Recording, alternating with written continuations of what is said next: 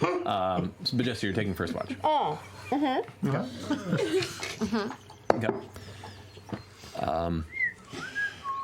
Everyone else is asleep for the early portion of the night.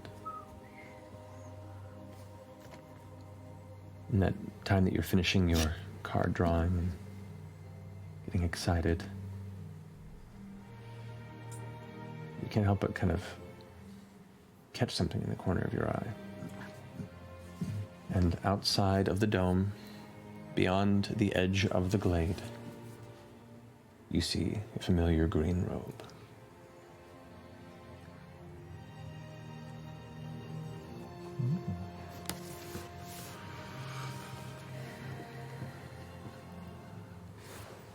I get up and go. Okay. This is bad, right? I think it's fine. I think it's fine. Maybe they're just gonna go fuck in the woods.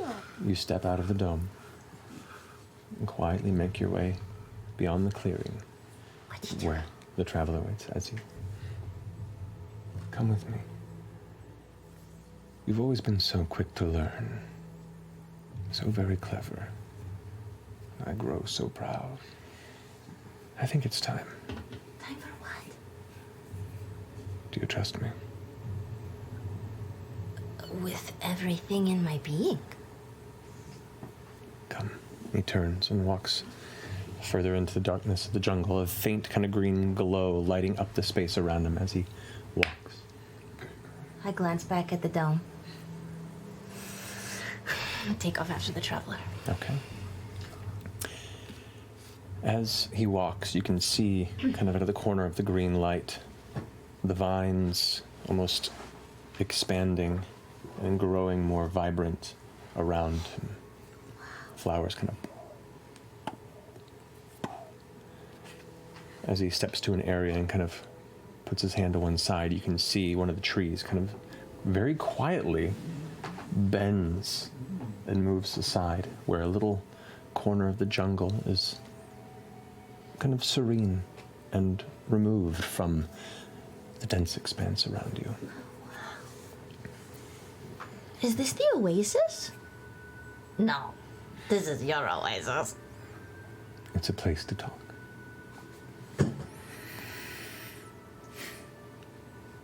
He stands and turns facing you. And he pulls his hood back, revealing his almost elf-like features, but more exaggerated and fey.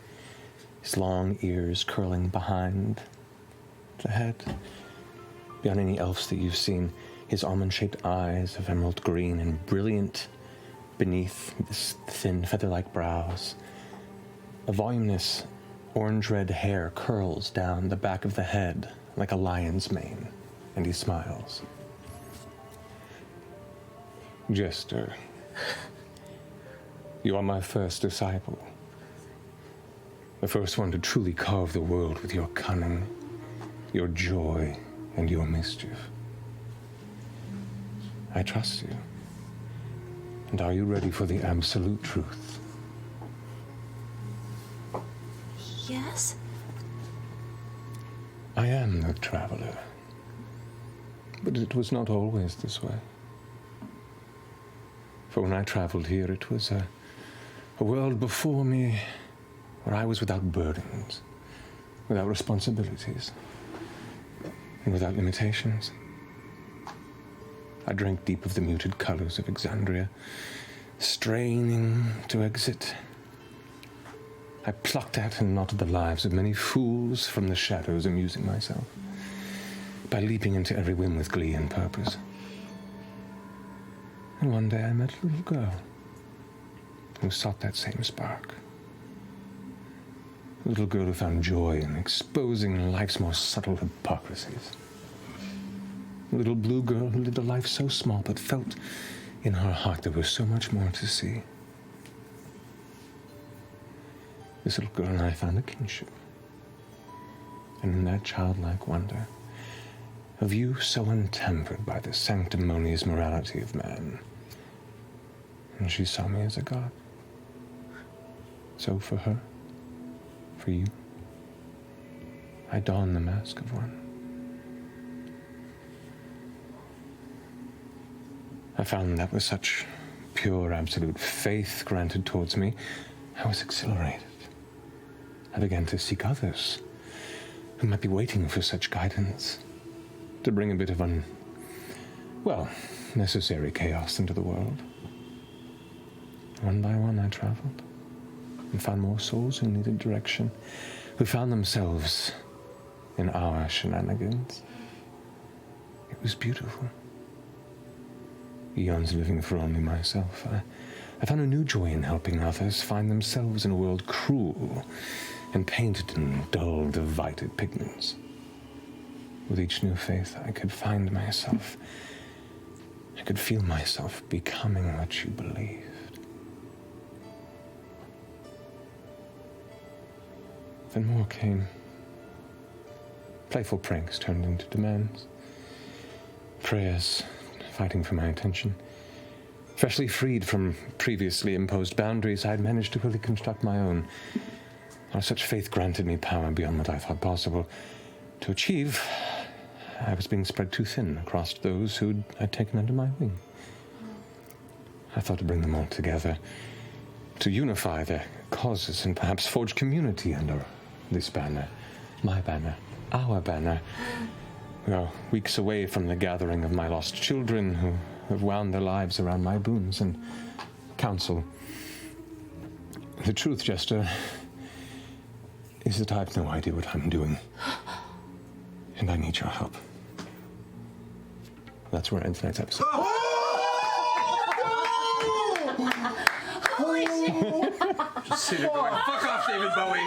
Fuck off, no one wants you here, David Bowie. Oh my god. Go back to your home, David Bowie. It's so cold! It's so cold! I mean, this was Jester's fault the whole time! Maybe not a cult. Yes! It's a cult. No, now he's gonna be a god. He's a god. There's paper pants, it's a cult. Elven features. It's art again. It's art again. Totally Yeah. Come on. You're saying Totally. yes. Yeah.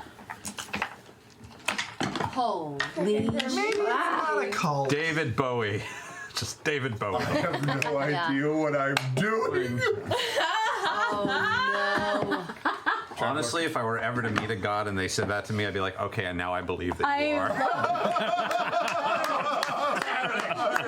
This got way out of I hand. can deal with this. Traveler Con is just our tagging, strangling 500 people. I mean, Wait, Garmelie?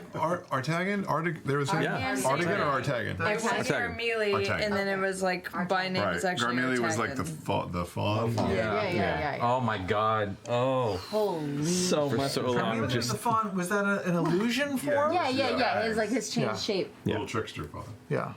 Oh, fuck. You did this. I'm so excited. You did this.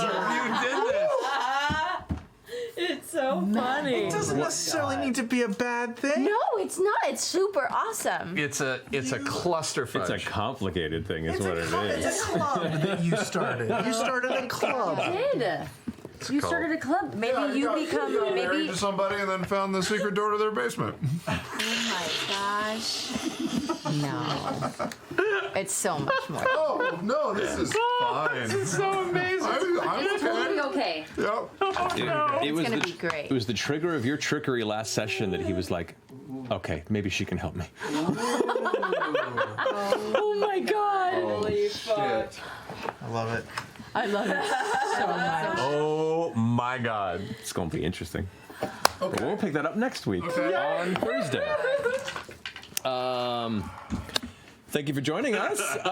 Look forward to seeing you guys next Thursday, and hopefully those stick around on Friday, Valentine's Day. Check out our Monster Hearts 2 one-shot. But until then, have a wonderful night. We love you very much, and is it Thursday yet? Good night. You know?